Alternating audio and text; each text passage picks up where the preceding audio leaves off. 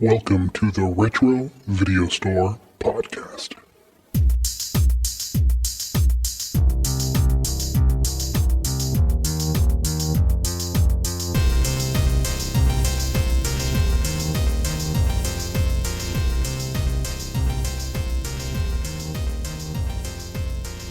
Welcome, everyone, to the Retro Video Store Podcast. I'm your host, Eric. Hi, Eric. And that's my co-host, Neil. I'm Neil. And who is training for his battle in Outworld? That would be David. He's training for that Kumite. If there was a forest fire in Outworld, that would be the guy. Would be your you man, want him there. His video game character would be him holding an axe, and he'd have like special moves. Choose your fighter. There's only one. Everything that comes to mind is not the kind of game that the kids could play. It does have that sort of repetitive motion that those characters do when they're when standing, you waiting for the character selection screen. Yeah, and they just kind of bob up and down. You got the end part there right. All right. Anyway, yeah, go ahead. Yes. Take it out of the gutter, Eric. God's sake. Today, we're talking about Mortal Kombat from 1995, and wow, yeah. I really wish it is a beautiful, beautiful day here in the Bay Area. And all the windows in my house are open. My son is online playing with his friends. My lovely bride is in the living room reading a book. But I just want to fucking scream Mortal Kombat at the top of my lungs. Just once. Just once I want to scream that. Test your might. Let's get that out of the way. That song is a goddamn banger, man. That still holds up. It is. First thing it came on, but you know what? I have a little bit of resentment against it because I can't stand commercialized Taekwondo. I can't. In the martial art I did, and same one that your son does, you can't get a black belt until you're 18 years old, right? Mm-hmm. So when I got like little 10-year-olds running around with black belts, part of me is like, I'll fight you right now. What the fuck? You got a black belt. You should be able to hold shit down if you have a black belt, right? But fancy, shiny uniforms, spinning weapons around with no idea how to use their hips or their shoulders properly. But every damn like strip mall dojang always had guys doing choreographed katas to this fucking song. Oh, really? Yeah. And it's like the way it is, it's like 3 seconds of rapid motion. It's like, and because they're so useful in fights, they'll throw in like a backflip or like a front flip. Yeah. Because I always used to have people ask me that. Well, can you do a backflip? It's like, when's the last time you saw a backflip work in a real fight? There's your answer. So you have never run up a wall and did a flip behind the person? Well, I can't say that, but never in a confrontation. But I've never actually been in a physical confrontation because I'm a man of peace, Eric. I'm a man of peace. Yeah. But once I got that out of my system, I started to get a little head bob every now and then when that came on. I'm like, okay, fucking A. It's so good. That saved so much of the fight scenes because I could just sort of close my eyes and just like, okay, cool. Doop. I guess it's really kicked EDM in the ass and got it out into the mainstream. Yeah, I was reading about the soundtrack where they had wanted to do like these traditional rock and roll songs and all the typical kind of classic rock, needle drops and all that kind of stuff. And they're like, no, we want some really hardcore EDM in this. And of course that song was popular before the actual movie. And they use that as as kind of like the hook. And I remember way back when I worked in Hastings, because I think that song came out quite a bit before the movie. That people would love that. They would buy that all the time. That was just like that CD single. Remember CD singles? Mm-hmm. Yeah, they that was very popular back in the day. And Kano, Liu Kang.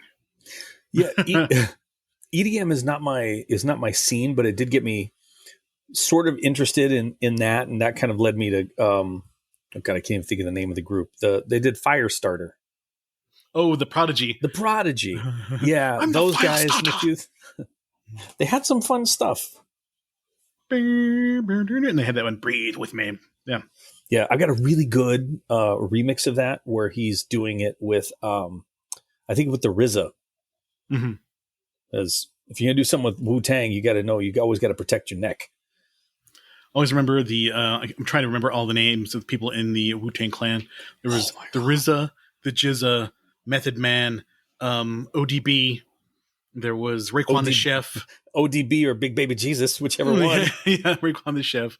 There, I can't remember. That's 5 that I can think of. So that's pretty good for a older guy to remember 5 people from the Wu-Tang Clan.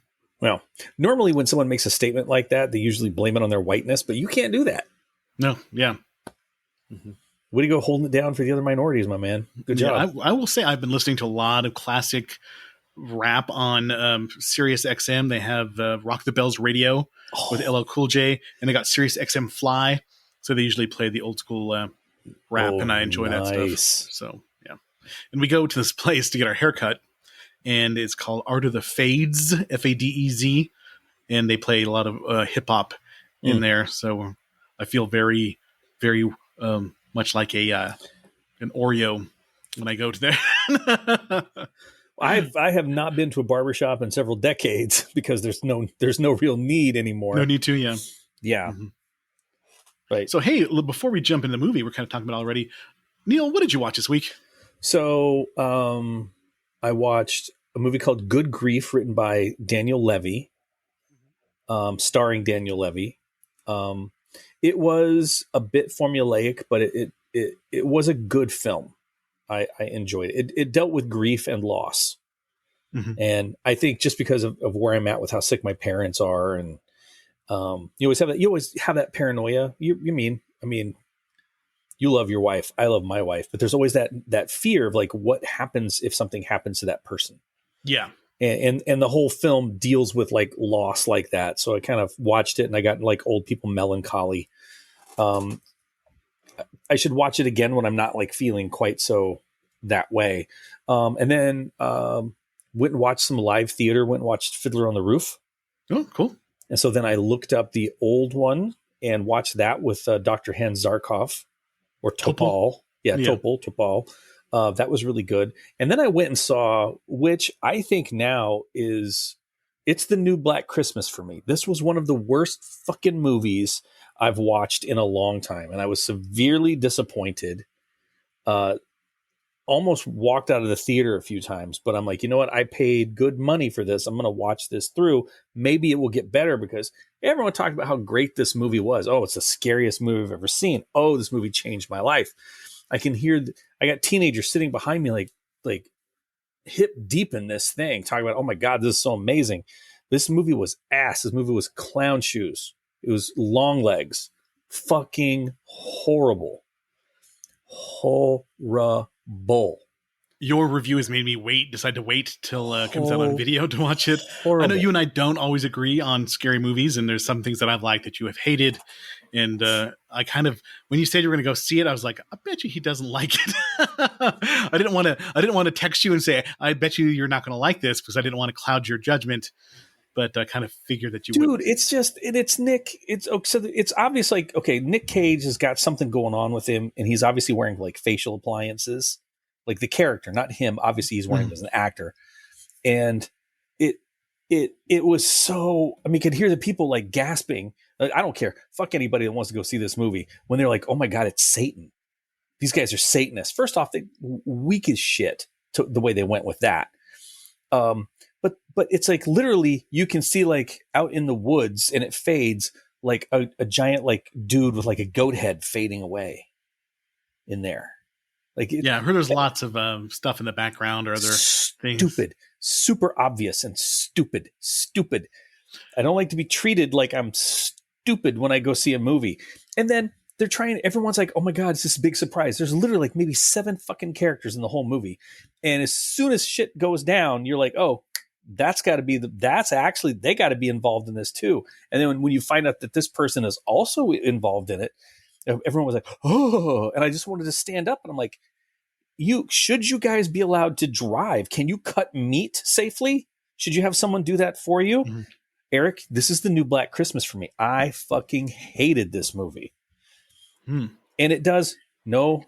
I feel I'm gonna give you the Italian thing. No disrespect to your Italian horror movies. No disrespect, but it's that whole thing of like we're going to really try to punch the psychological effect of this scene by screeching the music as loud as we can. But it didn't even have that like weird hypnotic rhythmic quality of like the movies that you like. I forget the name of the movie we watched where the girl was a dancer and always had that repetitive. Oh, Suspiria. Suspiria. It always had that kind of like music behind it. This was god awful. And I'm sorry, I've seen Silence of the Lambs. That to me is what a rookie FBI agent should be. The chick that was like a rookie FBI agent in this, absolute sissy. Like you have just fought as a female to make your way through the academy. You can't be this big of a clown. Eric, I hated this movie. I'm not getting my money back from this. And you know what? Here's the thing. I watched Black Christmas because you're like, hey, Neil, watch Black Christmas. Okay, cool. I'm mad because I did this fucking movie to myself because I was like on your own. I was listening to people and like, okay, I really want a good movie. I've just got to start sticking to like the Studio A24 because they do weird shit, but it's sometimes the things going on are just so messed up that but this was so obvious. So obvious. God. Okay, I'm sorry. I'm talking about in short, my review, I fucking hated it. Mm-hmm. Okay, I'm done. Sorry. What'd you watch? Well, I was going to watch The Black Coat's Daughter, which is the first movie by Oz Perkins, but I decided to wait because I knew your hate for the movie was bleeding over to me. So I was expecting to hate it. So I'm like, all right, I'm going to give it a week or two to watch it on Hulu and give myself a blank slate without having that kind of, expecting it to suck. But I think you would hate this one too because it's super slow burn with like, girl at two girls at a like a Catholic boarding school, and there's possession. Wait, there's Catholic schools in it. There's yes. Catholic. Okay. All right, so that's a plus right there. Mm-hmm. But I hear it's super slow burn as well, and I think and I was reading some negative reviews of Long Legs, and they say that Oz Perkins, the director, is a tryhard, that he's trying too hard to be like. Cheers to whoever said that. Yeah, to like make people go, oh my God, this is so crazy, or this is so bleak, or whatever. So I'm going to give myself a little bit of a break, and I've ruined Long Legs for myself already. I've already read the synopsis and the plot, and I know all the twists and stuff like that. So I'm going to wait to video to watch it. You don't have to hear Nicolas Cage Twitter going, "Hail Satan," and just like slamming his head into the thing. And I'm like, oh, please stop. But I did see Dune 2 again because it's been on HBO a lot. So good. And I've been watching the shit out of that movie, and it's so good. I really, really, really like it. And I wound up buying. I don't really buy a lot of Blu-rays and 4K DVDs anymore, but I decided that I'm going to start buying more because I put in Dune 2 on 4K.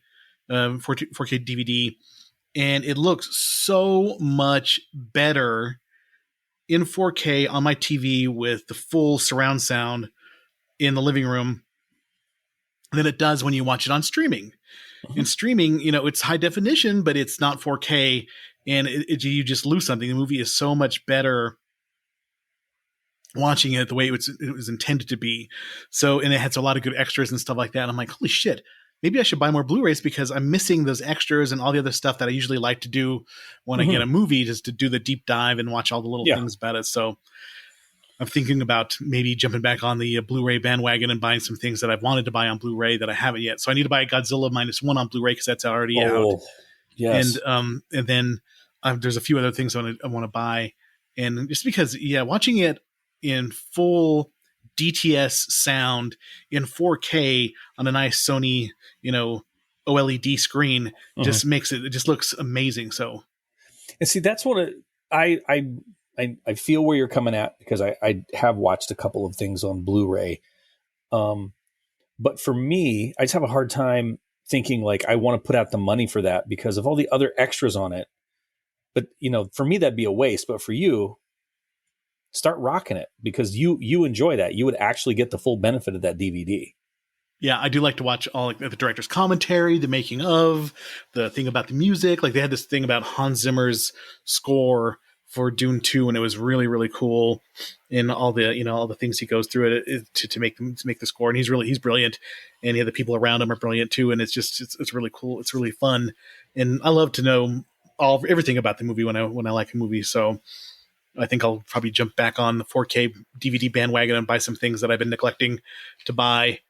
And there's been some really good releases of movies that are classics that haven't had Blu-ray releases before. So I'm going to probably just start doing that. I love to collect shit. So I'm a collector.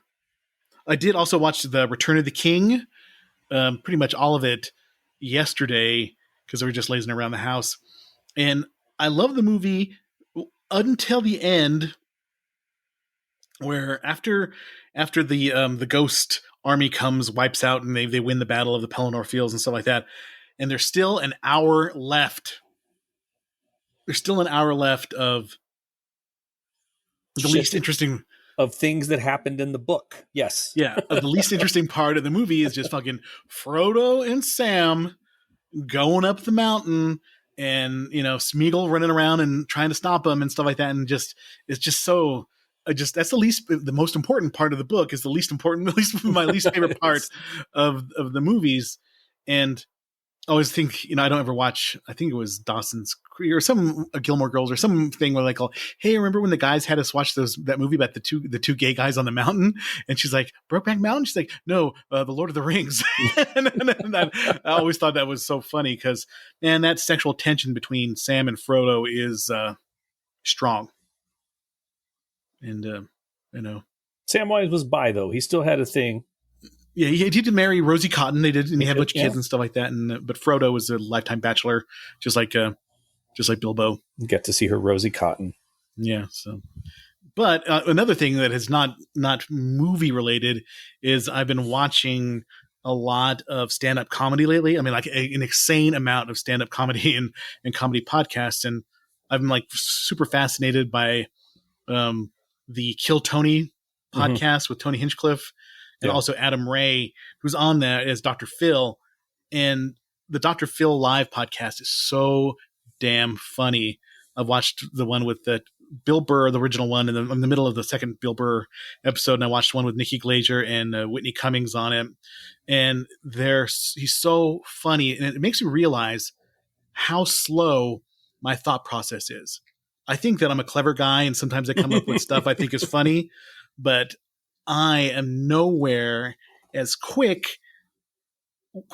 as I think I am when you see a pro. I mean, obviously, he has years and years of practice of doing it, but man, to come up with the shit they come up with and how fast he does, it's mostly improv and crowd work where he talks to people and he's just able to come up with a joke just within milliseconds.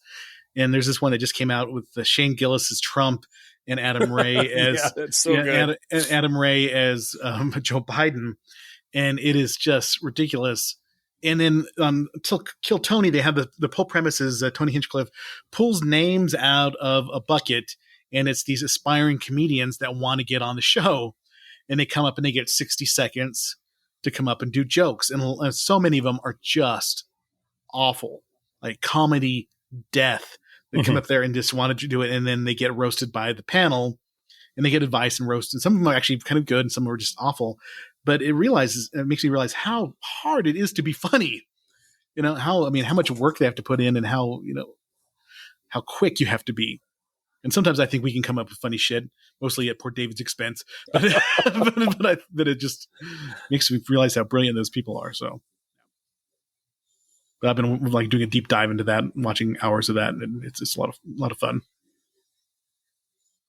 I'm not here about to talk about that. I was just waiting. I'm like, when's he going to say? But we're not here to talk about that. We're here to talk about Mortal Kombat from 1995. Do you want to hit us with the Internet Movie Database tagline? 3 unknowing martial artists are summoned to a mysterious island to compete in a tournament whose outcome will decide the fate of the world. Yes. And it was directed by Paul W.S. Anderson, not to be confused with Paul Thomas Anderson, because they have completely different resumes when it comes to movies. One is very highfalutin and does very artsy movies, and the other one does video game movies. And Paul W.S. Anderson has done a ton of video game movies. Some good, some mostly not so good. He has an interesting filmography. He is he's married to Mila Jovovich, so good on him for marrying her. He has done, look at this, he did a movie called Shopping. I've never heard of it. Then he did Mortal Kombat in 1995. He did Event Horizon, which we should eventually do someday on the podcast, which is kind of a cool horror movie in space, haunted house. Yeah, I like that Lovecraftian movie. It's pretty good. He did a movie called Soldier with Kurt Russell and Jason Lee. I have not seen it. I remember seeing the box. You never saw that? Times. No, I never saw it. Okay. I've seen it. He did Resident Evil in 2002, Alien vs. Predator in 2004, Resident Evil Apocalypse, Resident Evil Extinction. He didn't direct those. He actually was just the writer on those two. Death Race with Jason Statham, Tyrese Gibson, Ian McShane. Joan Allen is in Death Race. What is Joan Allen doing in Death Race? That makes me want to see it. Why is she slumming it in Death Race? I'm gonna guess that she was acting. I'm gonna guess that's what she was going probably had on. some bills to pay. Then he came back with Resident Evil Afterlife in 3D, 2010. Three Musketeers. I have not seen that one. Resident Evil Retribution, Pompeii, the disaster movie, Resident Evil: The Final Chapter, and Monster Hunter, the movie about the video game. That game is kind of fun, but it's just too much damn crafting. I hate games where you just have to craft all the time, and if you can't craft, you can't go and fight the next monster because you're too weak. It's like having a job. I already have a job. I don't want to go kill 15 snow moose to get some pelts. We're going to be talking a lot about video games in this episode. They got retro stuff on the PlayStation 5. I downloaded the original Final Fantasy, the scrolling one, and remember playing that back in the day. Those are awesome. Fun. Oh yeah, so they are. The battle music. So this is written by Kevin Droney, which I did not have a link for any other further movies that he was involved in. So good on you, Kevin, for writing this one. Released in August 18th of 1995. And I remember seeing this in the theater. Yes. Yeah. Yep. And liking it, but also being a bit disappointed because it was PG-13, so you didn't get to see anybody's spines ripped out or heads punched off or fall and get impaled on spikes and stuff like that. They had softened it up quite a bit, but for a video game movie, this was like the best video game movie for a long time. Which is sad. Yeah, because most video game movies suck. It was you went and saw it in theaters as well? Yep. Went and saw it in theaters as well. A little ashamed of that. Together? Probably did. It probably did, yeah. This is a movie that we would go see together. Just yeah. We're seeing the Teenage Mutant Ninja Turtle movie with you in the theater. God. What was wrong with us? Go Ninja, go. Go Ninja, go Ninja. Yeah, Vanilla Ice. Yeah. Yep. He had the leg strength to jump all the way over that shark. Yeah, budget of $20 million, box office of $120 million. It was the number one movie for 3 weeks in a row, which is kind of funny that this movie would be number one for 3 weeks in a row. And I do have a list of movies based on video games before we jump in, just to go over the incomplete shit of video game movies. The first one was the Super Mario Brothers movie. Oh, John Leguizamo and Bob Hoskins. Yeah, and Bob Hoskins. It was so bad. And it was Dennis Hopper was King Koopa. Yeah. Yeah. I actually have never seen that one. It always looks so bad that I just could not have seen it. I went to go watch it just because I was so interested. Everyone was talking about how crappy it was. It was absolutely horrible. Then there was a Double Dragon movie, which I had not seen. I remember seeing the video game or the box for the movie. Seen that. Yeah. Street Fighter, which we have done an epised on, which is just goddamn ridiculous. Except for Raul Julia. You gotta For me, it was a Tuesday. That came out December 23rd of 1994. It is a terrible movie, but also very entertaining at the same time. It's just, just listen to our podcast if you want more about that one. Mortal Kombat Annihilation, which is apparently really, really bad. Yes. I have not seen it. You haven't? No, dude, it's on, when you search it and it comes up on Max, it's literally right next to it. Yeah, I saw that it was available, so yeah. Yeah, no, I started like the first 2 minutes of it just so it would be in like the continue watching, because I was going to put that on the list for this week for things I wanted to watch. There is a Wing Commander. Looks like it has Matthew Lillard and Freddie Prinze Jr. Great game, shit movie. I remember the Wing Commander was one of the first games that I remember seeing. It had the CD-ROM, and then it had like video clips, like QuickTime clips with they're like, let's see the commanders talking, and it would be like a video of an actor, and I think Mark Hamill was in it and other stuff like that. I remember that video game pretty distinctly back in the 90s when we had Earthlink and 56K modems and way back in the day. Then there was Lara Croft Tomb Raider with Angelina Jolie. I have not seen that. I have not either. I never played the games. I was not no desire to see it. I remember back in the PlayStation 1 days renting Tomb Raider and not really liking it. It was so boxy. I just remember the triangle boobs that Lara Croft had in those games. Resident Evil, House of the Dead. So Uwe Boll, one of the worst directors of all time, started directing video game movies, and House of the Dead, which I hear is unbelievably awful. I do want to see it. 3% Rotten Tomatoes. It also did Alone in the Dark, which has 1% on Rotten Tomatoes. Wow. He did Blood Rain, 4%, so he rebounded a little bit on that one. Postal, 9%. In the Name of the King, a Dungeon Siege Tale, 4%.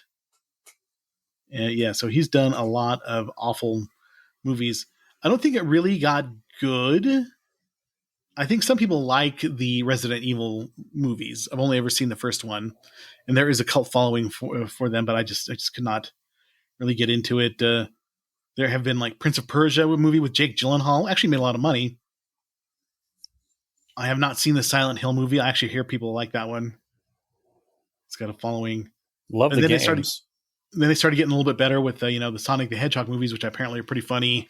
Nope. They are incorrect. They are not. Oh, they're incorrect. No. Those movies are shitty. Andrew watched the Five Nights at Freddy's movie. I've not seen it. I watched it. Yeah, and there's lots of animated ones, like the Super Mario movie that just came out recently. They did an Assassin's Creed flick as well. Oh yeah. And then there was some. I said, "Oh yeah," like I was from Canada or something. Oh yeah.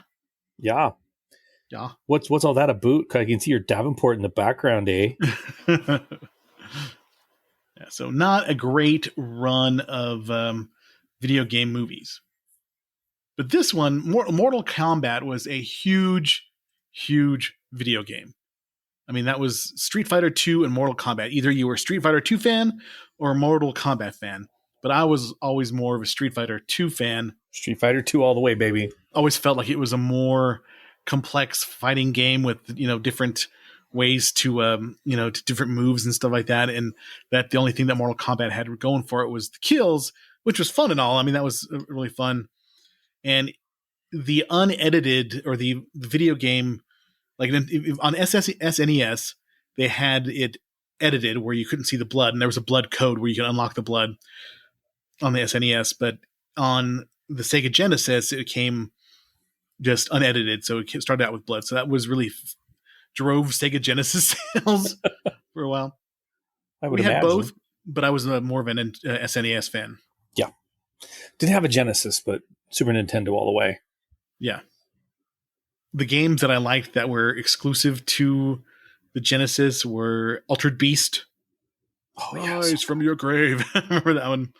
Yeah. And then they had a Golden Axe, I think was exclusive to How much money Genesis. did we waste in that at the video game? Oh, yeah. At the arcade. So much. And just think about the etiquette you had when there was a fighting game.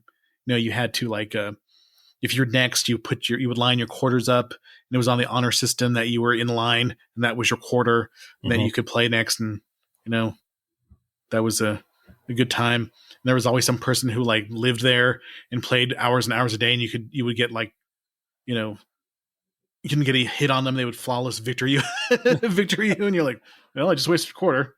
Yeah, always kind of felt sad for those guys because they would come up and do that, and I'm like, I'm not even going to try to fight you because I'm trying to learn this game. It's just so sad that this is what you have because you're just waiting to beat people in this game. And then that usually led to the same type of thing, but in real life, just not on the console. I'm going to finish you outside, bastard. Come on. Oh, the 80s. Let's talk about the cast. Christopher Lambert as Lord Raiden. Have you ever... when you're doom scrolling, let's say you're on the Instagrams or you're on the Facebook Reels, which is the same thing, really, and you come across you watch a video of a cat, right? I know you have cats. You have a pet. You have a cat. Oh yeah, you have two, and then all of a sudden the algorithm this person likes cats. I'm going to show them every fucking cute cat video on the internet, and inevitably you scroll to one where there's this adorable little kitten, but its eyes are kind of fucked up, and they're a little bit crossed and staring through your soul. That's Christopher Lambert for me. I liked him as Duncan MacLeod, but some of those close-ups, it's like, you're the cross-eyed kitten. I guess I didn't notice that he was cross-eyed. He's not cross-eyed. He's not cross-eyed, but it's ever so... Well, the people listening will not see this, but I'm going to do a really kick-ass Christopher Lambert impression. Are you ready for it? And it's a little bit facial. Okay, I'm done. I was going to do his laugh. I was going to do his laugh as well. You literally became a Christopher Lambert. I thought I was there. It's in the eyes. It's in the eyes. Did you wait? I'll do it again for you. You kind of have dead eyes. Watch. Ready? Here goes. And then boom, it's back. Yeah, it's in the eyes though. That's what sells it. And it's unfortunately the people out there don't get to see it. Imagine 52-year-old broke ass bloodshot eyes, slightly crossed, staring through you just like Christopher Lambert, winning. He plays Lord Raiden, the god of thunder and protector of the Earth realm, who guides the warriors on their journey. Yeah. Yeah. I did a Lord Raiden right before he started recording. You protected the Earth realm? I was the god of thunder. Hold on. Yeah. Robin Shou. Am I pronouncing that right? Or Shou? Shou? I would say Shao, but... Robin Shou is Liu Kang, former Shaolin monk, who enters the tournament to avenge his brother's death. Here comes my first gripes. We'll get through this, and then when we talk about it, I will get my gripes. But this is a gripe for me right here. Okay. Should we get through this and then give you the gripes? You want the gripes? No, give me the gripe now. I want to hear the gripe now. Okay. So here's the thing. I get it's probably way cheaper to film in Thailand than it is to film in China. Or maybe it's easier. But when you're telling me he's a former Shaolin monk, and remember they flashed, he's getting off basically a tuk-tuk, and it's modern day China. Remember it literally says that? Yeah. And it's fucking Thai writing on the bottom of it. And they're obviously in Thai ruins. That did pass through my mind, but it didn't bother me that much. Put in the effort. I did notice that. It kind of passed through my mind. I was like, weren't they in China? Why are they in Thailand? Yeah. And you're looking at everybody who's an extra, and none of those people look Chinese. Sorry. We got Lyndon Ashby is Johnny Cage, Hollywood superstar, who enters the tournament to prove the world that his martial arts skills are legitimate. Yeah. He was supposed to be Van Damme, because they wanted Van Damme to take this role, but he's like, no, I'm going to go do Street Fighter 2. So was that the right choice? No, I mean, I get this guy looks. This guy looks like he did a little bit of work for it, but it's obvious that he is not a well-trained martial artist. Yeah. When we talk about not really good martial arts, we have to go to the next one. Well, not this one. Kerry Kari Horiyuki Tagawa is Shang Tsung, who he is swinging for the fences every line read that he does. But oh yeah, yep. Tagawa-sama, nicely done, sir. Mm-hmm. But Bridget Wilson is Sonya Blade. Oh my lord! At no point did the director just stop and say to himself, "Holy shit, she can't act." Or we need a stunt double to fighting double. Stunt double. In her, I mean, some of it were the lines she was given that they were absolutely atrocious. She was really young. I think she was only like 21 or 22 when she did this movie. And she did this movie right. I'm not sure if it was before or after Billy Madison. I always remember her as Mrs. Vaughn in that Veronica Vaughn. No, you didn't. No. I just remember that part. But I know a guy, him and her got it on. Yeah. So I remember her. But what she does in this movie is just scowl. Bridget, scowl. Scowl. Act mad, scowl. And she is thin and she is pretty, but she's not like nowadays. Everybody's got to get in that kind of like ripped mode. Mm-hmm. She doesn't look like she could fight. And I guess our expectations that people are really like, spending 6 months training for the movie and stuff. Well, I didn't even care if you're spending 6 months training for the movie. Just maybe spend that 6 months every day learning how to fight. Yeah. Throw a believable punch. Throw a believable kick. Yeah. Yeah. The only part that she sold for me is when Kano kicks her in the stomach and the kind of like that she does. It looked like, looked like it hurt. What happens when you get kicked in the stomach? Yeah. Yeah. Exactly. Talisa Soto is Kitana, who is also like, she's from the Mannequin Skywalker School of Acting. Not really emoting, just kind of just standing there. I did like Kano. Trevor Goddard is the, cocky Australian guy. And let's get to the critical consensus. Oh, see, I was gonna drop a little something into the notes for you, but if we're getting to that, hold on, and you're welcome. I don't see it yet. Right by Talisa Soto. Yeah. Mm-hmm. She was going to play Vampira in a Vampira movie for Roger Corman. And I was kind of excited because I do enjoy Vampira comics and how scantily clad she was in the 70s comics and stuff. Yes. But her costume looked like crap. It wasn't anything close to the Vampira costume of yore. I have a hardback book of all the covers of Vampira comics from the 70s to the 80s. And they're all that kind of Frazetta. There's some Frank Frazetta did a couple of them, and there's it's pretty good. When we open this book, is there like a noise? Or? No, I gotta make sure that I shoot a different direction. Okay, good times. All right, Rotten Tomatoes, 47% out of 45 critics gave the film a positive review. That gives it an average rating of 4.8 out of 10. And the critical consensus on the site reads, despite an effective otherworldly atmosphere and appropriately cheesy visuals, Mortal Kombat suffers from its poorly constructed plot, laughable dialogue, and subpar acting. That's an accurate assessment. It's right on the nose. I feel like we don't need to read much more. Metacritic gave the film a weighted average score of 60 out of 100. Wow, it's about 30 more than I would have thought. Based on 13 critics indicating mixed or average reviews, audiences polled by CinemaScore gave the film an average grade of A- on an A+ to F scale.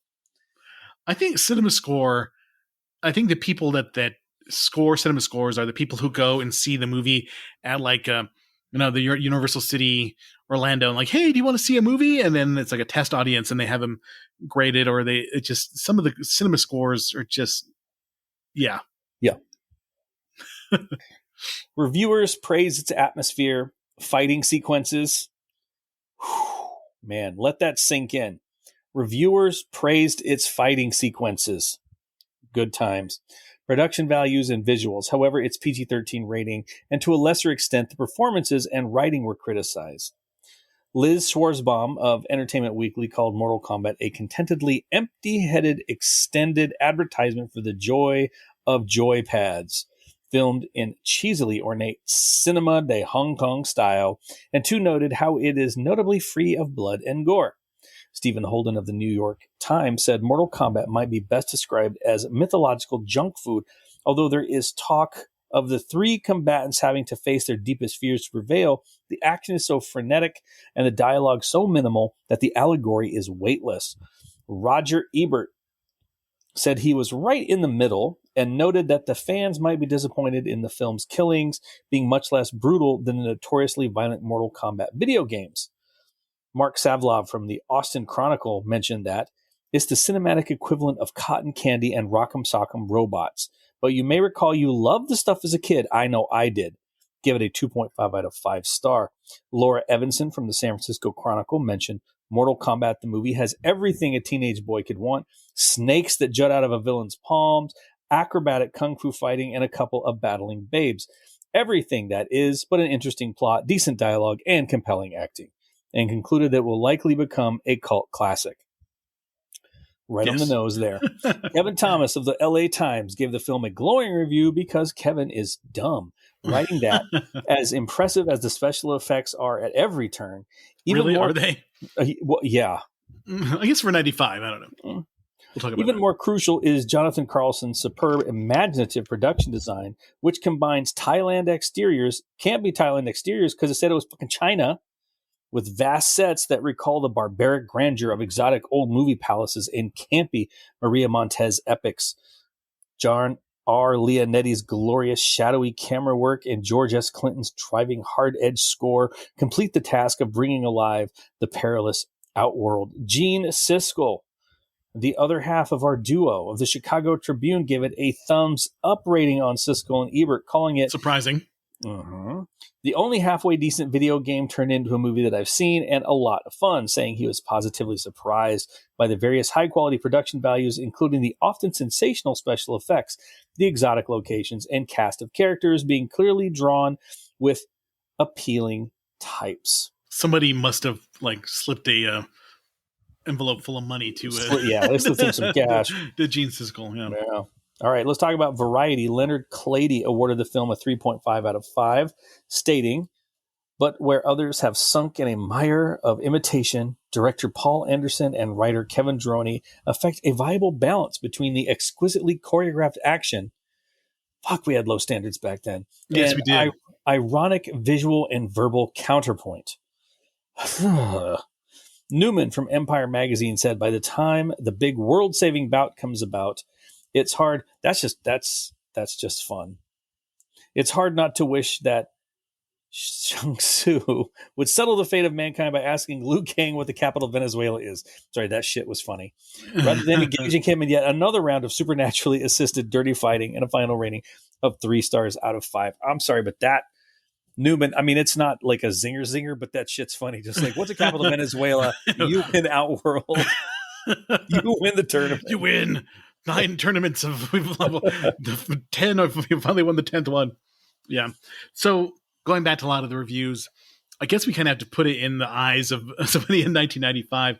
The CGI was so bad. It was so bad. Like the stupid reptile character, that CGI was just fucking terrible. The scorpions, he reminded me of the bad guy from Monsters Inc. Yeah, he did kind of but it was really, really bad.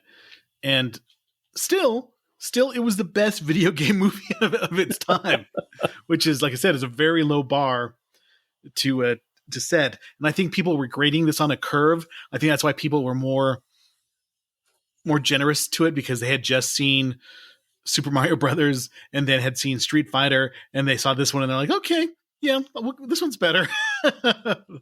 Finally. So yeah. Talk about the plot, theme song, still a banger. Still good. Of course, Liu Kang is dreaming about his brother getting his butt kicked. And then, of course, I love the telegram that he gets. Brother dead, return home. Western Union, man, bringing everybody down. Remember that telegrams? Do people still do that? I was thinking that very same thing when I saw that. I'm like, shit. I know they transfer money. I know you can still go to Western Union and transfer money around, right? Yeah, But telegrams yeah. seems like a sketch way to communicate in this day and age. I know. You can just get yourself a burner phone. Talk to somebody's knocking on your door. Telegram, brother dead. Return home. So Sonya Blade, she's terrible at her job. She's trying to get Shang Tsung and then Kano, and then she just comes right through the front door with her SWAT team in the middle of a crowded rave. No element of surprise or anything. Terrible at her job. And everybody has to say the name of the character they're talking to, so you know who everybody is. Isn't that right, Neil? Yes, Eric. You be careful because you might lose your other eye, Eric. Yes, everybody has to say, that's a terrible idea, Shang Tsung. No way, Sonya Blade. What is Johnny Cage doing right now? It sounds like you're talking to Joey Diaz. All right, Joe Rogan. Let me tell you something, Sonya Blade. You do one bong hit and then you go to Outworld. It's tremendous. Take some of the smelling salts with you. Yeah. So Shang Tsung he's disguised and he tricks Johnny Cage to coming into the tournament. Raiden shows up inexplicably. Neil still capitalized Thailand, which is supposed to be China, but the locations look cool. Yeah, they're great, but again, why not just Thailand? Did he have to be a trained Shaolin? What, I don't know. I never really played Mortal Kombat. Was he a Shaolin monk? Was that his thing? I don't know. I don't really remember the backstories. Even backstories at that point? Yeah, you could, dude. They got some badass martial arts in Thailand. They could have made him. They could have made him from Thailand, or some Shaolin monk that went to Thailand to like get some recruits or some shit. Isn't that like Tony Jaa? Is that what they Thailand? The Ong Bak series. Oh, you know what? If you had not asked that question, I would have totally had that. Must be because it is titled Ong Bak the Thai Warrior. Okay. So, yeah. Mm-hmm. I do like me a tournament movie.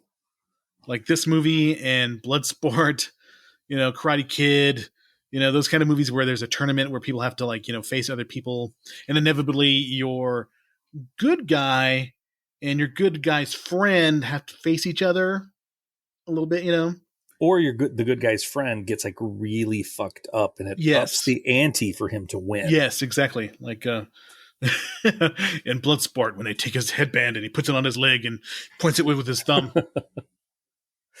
Dude, he was such a badass. So 90s CGI all over the place. It is bad. Katana is the princess of wooden acting. She's very, very bad.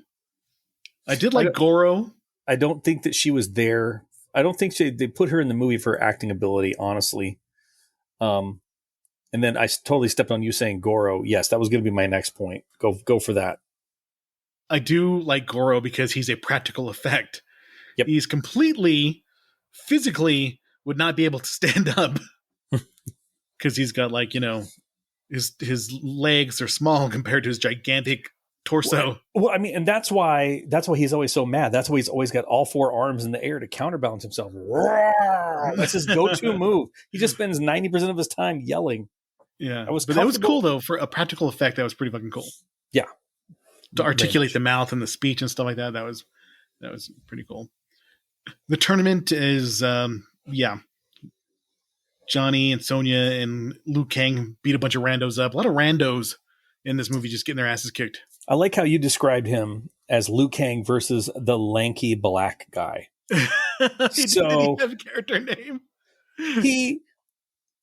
I recognized him. There was he's been in other movies. I do know that. No, it was a TV series. It was called something like MMA Masters, where these guys were competing. When you beat somebody, you got their symbol and you had to put it on your belt.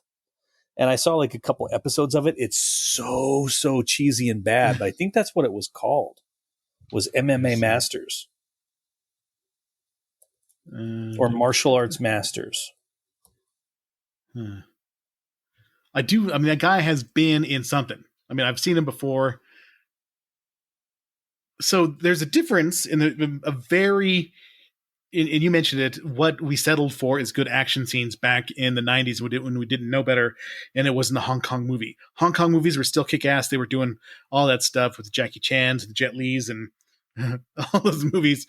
They were all still good. The way I said it. With your Jackie Chan's and your Jet Li's, the way those were still awesome. All right, so I slapped the link up to it. It was called WMAC Masters. That was the name of the TV show. Oh, okay. Mm-hmm.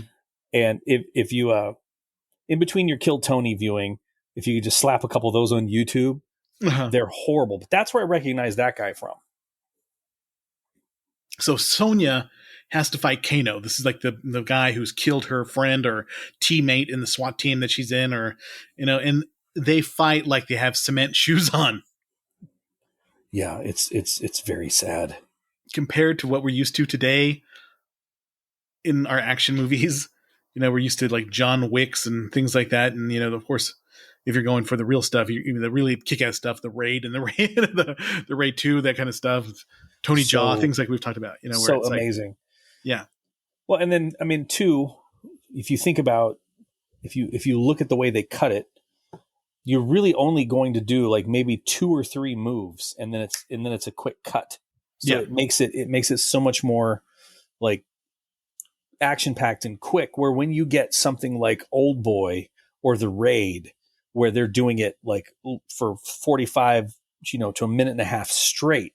Yeah, that's some impressive shit. That's like guys that know what they're doing, as opposed to the whole like movie kind of fighting. It's like I can't remember what movie when it was like Taken 3, where there are 16 cuts to show Liam Neeson jumping over a fence, or his stunt man going over the fence. Where it's like cut. Where if you pull back and actually see the training that they've done, it looks so much more impressive. Yeah, 100%. Agreed. The best fight of the whole movie is Scorpion versus Johnny Cage, because it's at least cool. And they're out in the woods somewhere, and then they get pulled into this sort of weird hell. Freddy's, lair. I was waiting for him to pop out, and say a pun after one of them dies. But that was kind of cool. And of course, pull the hood back and see the skull. I really wish if we would have had the dude who did Scorpion and the guy who did Reptile, just put them in different ninja outfits. We don't know who it was. Those were awesome. Yeah, those were the best, and they seemed the most like the video game. Reptile, Sub-Zero, and Scorpion. They're all cool. Yeah. And that was Sub-Zero kind of went out a little bit too quick. Yeah, with the stupid bucket of water. I'm so dumb. Throw the water. Use an element. I'll stare at you slightly cross-eyed. There was a Christopher Lambert movie that I remember enjoying, where he is going to be assassinated by a bunch of ninjas, and it's called The Hunted, I think. And his ninja protector, there's this ninja fight on the train, and these ninjas are just fucking killing everybody left and right on the train. And of course he gets, goes to Japan and he gets trained to use a sword and all that kind of stuff. But it's not that part isn't as impressive as the other parts of the movie. I think it's The Hunted. I remember seeing it on video, and had like Joan Chen or somebody in it. Yeah. Wow, that's a name you haven't heard in quite some time. Yeah, you mentioned it. Sub-Zero fight is lame. Goro is a cool practical effect, but he goes out really wimpily, like a just awful. Gets a nut shot, and then he falls off a cliff. I guess is the only practical way that he's going to lose. It's just kind of like John Saxon beating Bolo Young in Enter the Dragon. Oh God, yeah, that was pretty sad too. But he's all upper body. He's leaning forward to get you. Just go in, quick oblique kicks, take those knees down, and then money. Just go from there. Then they go to Outland. The fight with Reptile is probably the second best fight of the movie. Agreed. Yeah. So Scorpion, Johnny Cage, Liu Kang versus Reptile, those are the two best fights in the movie. So my thing, what I wonder is, like, they kidnap Sonya Blade, right? Yep. And they put her in like a skimpy dress. What do you do when you kidnap an elite commando and you're a horny outland wizard? What do? You sex her up a little bit. Yeah, you put her in a short skirt, and then you get one of your ninja buddies to do her hair. Like, oh, can you excuse me real quick? Shang Tsung likes a '80s hair look, so I'm gonna tease your hair a little bit. Little quick blowout. Just that's all we need. We're fine. Or maybe it was like a reptile, one of the reptiles doing it. How did that happen? I wonder. The finale was kind of dumb. Liu Kang fights more randos, and then all the souls of the people that Shang Tsung has killed. Like prior. Four of them. Yeah. It's like thousands of souls. 4 guys are like, okay, you guys just chill inside his eyeball and we'll go take care of this. And basically Shang Tsung is the Freddy of this show. Because Freddy has all the souls of the people that he's, killed in Elm Street. So Shang Tsung is on a similar vibe. And then once Liu Kang beats him, all the souls vanish, are free to go. And, yeah. And he tries to be his little brother, which, if you're fighting Shang Tsung and your little brother shows up, it's not your little brother. You would think. Well, you know that because you got the letter from Western Union. But brother it always dead, happens. come home. It always happens where the hero is like, oh, little brother, what are you doing here? Don't fight him anymore. I'm so shocked to see you here. Mm-hmm. At least in Conan, Thulsa Doom wasn't pretending to be anybody. He was just giving him the rundown of, hey, if you kill me, your reason to live is no longer. So it was more convincing to be hypnotized by Thulsa Doom and then wind up cutting his head off, where Liu Kang eventually kills Shang Tsung. Big surprise. And then I forgot about the Emperor. And he shows up, and then they all get ready for the sequel. Well, yes, we gotta prepare to try to make a little bit more money. Mm-hmm. So I did list my favorite classic fighting games.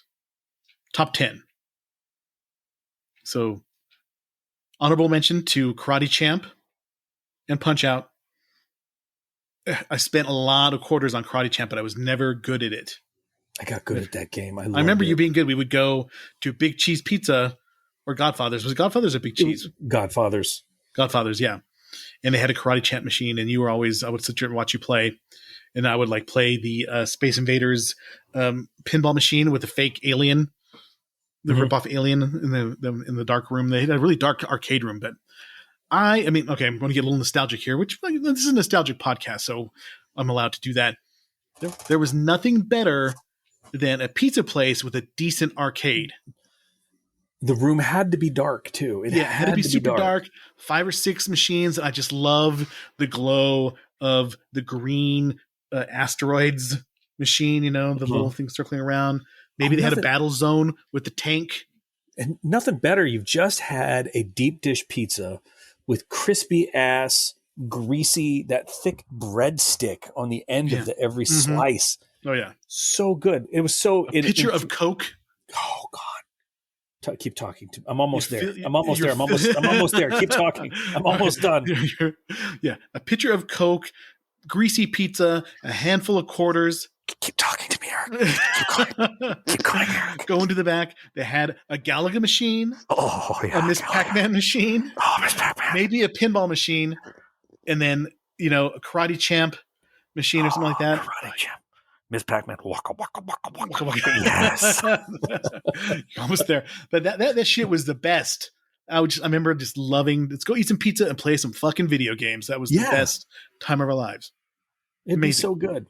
Okay, so when I win the lottery, right? Here's what I'll do.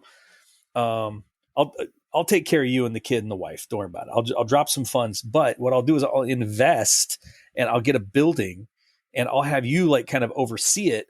And you'll put an arcade in there, and you're not allowed in the arcade unless you've eaten some pizza. You can't just come in to play video games. Mm-hmm. Yeah. Oh, do you want just a single Coke? We don't sell single Cokes. We sell a pitcher of Coke, and we can give you a cup and some greasy ass pizza. It is scary how alike we think. Because there's a building right across from my work that I'm like, I would turn that into a pizza place, microbrewery, and a fucking arcade, and sometimes have food trucks and just have the best goddamn arcade machines. So fantastic. So basically, we have a plan. So here's what happens when you win. I'll come out because you'll set me up. I'm not worried about that. Oh yeah, hell yeah! I'll come out and I'll start taking care of that. What are you going to do today? I'm going to sample 7 or 8 different microbrews. I got to try to get a guy to come in to do this. Money, such a great idea.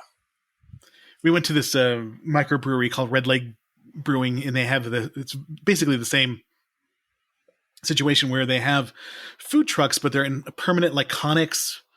Like containers, you can walk in and you get your beer, then you can go choose from like, sandwiches or pizza, cookies, chicken, lobster rolls, and all this kind of stuff like that. And it was amazing, that kind of shit. But I would just with video games. Okay. Pizza with video games. But if you're going to do microbrews or beer, that's got to be pinball 100% all the way. Oh yeah. Have a little thing like, we'll like 3D print some shit to hook on the side of it that fits your mug. Heck yeah. Done. Yeah. All right. I'm not fantasizing. Back to nostalgia. How good that would Eric's be. favorite classic fighting games. Number 10, King of Fighters. That was a Neo Geo machine game where you would go to the Neo Geo machine and you could pick between 3 different games. King of Fighters was one of my favorites on that one. Fatal Fury is another good fighting game. Darkstalkers was kind of like number 8 is Darkstalkers. It's kind of like Street Fighter, but it was monsters. Dead or Alive, that was a good. You can get those on Xbox, but it always had the big boobed girls. And, it was the same people who did like Ninja Gaiden, those games and stuff. And it was I remember Dead or Alive, Virtua Fighter. That game was like first 2 steps away from hentai. Oh, Dead or Alive, yes. Yeah. Yes. They even had the Dead or Alive beach volleyball game where all the girls were in point. You just made my point. Yay. Yep. Good. But I remember Virtua Fighter was the first like 3D fighting game, and they were really blocky and stuff, but they were still cool. Virtua Fighter back in the day. Thanks for the fireworks. Tekken. This is just going off right now. I got to. The whole Tekken series was always really good. And then Mortal Kombat was number 4. Marvel versus Capcom was number 3 because you could play as Spider-Man and Wolverine, and there's Spider-Man looked weird. He looked physically awkward, like he had. Yeah, and he was always down on the ground and stuff like that. Yeah. So bad. But I remember playing with Wolverine and then the Cyclops and Colossus and stuff like that. That was always pretty cool. Okay. Soul Calibur, the whole series is awesome. Yes. Is that where you had weapons of Soul Calibur you could fight? And I remember that was on the Sega Dreamcast. I'm dating myself. 99 of 99. That's when the Dreamcast came out. And I was at Best Buy that day to buy the Dreamcast and bought Soul Calibur. That was amazing. And Street Fighter 2 Turbo. That's when they added like Cammy and what was the guy who was the Bruce Lee kind of character? Yes, but the name you just said Cammy, and I was so distracted. Oh yes, Cammy. Couldn't think of anything else. Yeah. I would keep your list. I would put in here though. I would put Karate Champ on it, and I would take out Darkstalkers, and then I would add Samurai Showdown. Oh yeah, that was a good one too. I like the old stand-up punch-out machine where you had like the outline of your fighter, and you had the different 2 different joysticks to use the punch that you would punch with. That was pretty awesome. Body blow. Yes. uppercut. But Street Fighter 2, I've bought that game in so many different for so many different consoles. I bought it for the SNES. I bought it for the PlayStation 1, PlayStation 2, Xbox. I bought it for my son's Switch. I have it for Switch too. We have it on Switch as well. I have not bought the newer ones for the PlayStation 5 or anything, but I just love the old school ones. Amazing. I can still do the Guile, kick and the Sonic Boom. I can never get the Dragon Punch down for Ryu and Ken. I can never do that one very well. Chun-Li was my girl, but then they changed the way she kicked. Yeah. How she could flip and then do that pogo stick kind of thing. Yes, I love that when she would bounce on people's heads. Yeah. Yeah, then they changed it, and she became much more like grounded in physics, and I didn't enjoy her as much. Yeah, I like the fact that she could jump on people's heads and yes, that kind of stuff. And then I got to go to Blanca, and I got to chew on your neck. Yeah, and or electrocute you. Just yeah, that was fighting games. They were awesome. Yes, they were. You know what was not awesome? This movie. This movie. It's entertaining. Granted. Yeah, it's entertaining. It's not and great. It was in Thailand. It was not in China. It was good. It was the best video game movie at the time. And I think that's why it was graded on a curve. So, they were so nice to it compared to if you watch it now, you're like, what? All right. So we're in the middle of summer and we need a good summer camp slasher movie. So next week, we're going to do a movie called The Burning, which combines the urban legend of Cropsey at a summer camp killing kids. It's a little slow at parts, but it's got some good kills by Tom Savini, and it's got a lot of young actors who are not famous at the time. So next week we're going to do The Burning just to kind of whet our appetite for a nice summer camp slasher movie. If we had Dave here, it'd be more of a burning sensation. Yes, but The Burning. I think it's available on Tubi or Prime. Let me check here. Dude, if it's not available on Tubi, I don't know what's going on with the world. Where to watch? Oh, Amazon Prime. Okay. And 7 more. So it's on Amazon Prime and Tubi, MGM Plus, the Roku channel, Sling TV. So free on Tubi. Tubi is just the best. Yep. I can't remember the name of that Nicolas Cage flick I watched where he didn't speak. We talked about it like 2 weeks ago. You need to see it. I'll look it back up. I just I made it about halfway through. I still have to finish it off. There's just so much shit on. We're just watching so many things. But anyway, everybody, thanks for joining in. Our numbers are back up since we are actually making content now, so it's good. We didn't. People are downloading now that we're here.